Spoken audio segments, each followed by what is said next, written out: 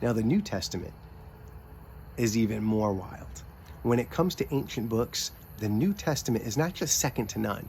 The New Testament actually is light years beyond any ancient book.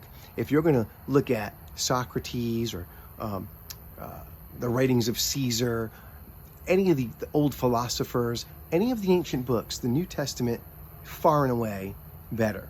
When it comes to textual criticism, scholars look at, well, who wrote it? Were they close to the subject matter? When was it written? How close was the range of time from the time of the events to when it was put in writing?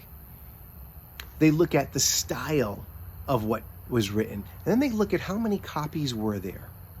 So when it comes to the New Testament, you've got actual eyewitnesses.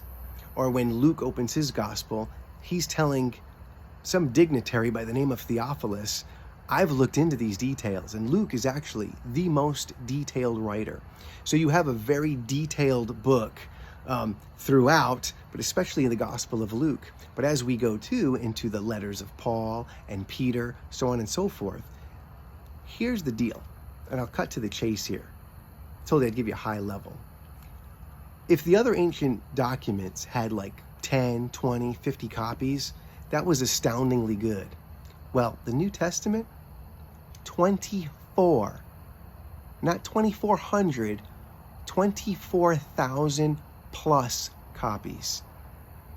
Far and away more accurate, more better, and more trustworthy than any other ancient document. And so through the years now, people have said, well, there's so many translations, but it's all based from those copies in the original Greek. And so we're not going off of something that someone heard. We're not playing the telephone game. We are talking about copies preserved from the 1st century. And so you look at these writers and what they've compiled together, going with the Hebrew into the New Testament, you have a succinct love letter given by God that shows, I mean, you talk about how many different writers, how many different places, and yet you have this one divine message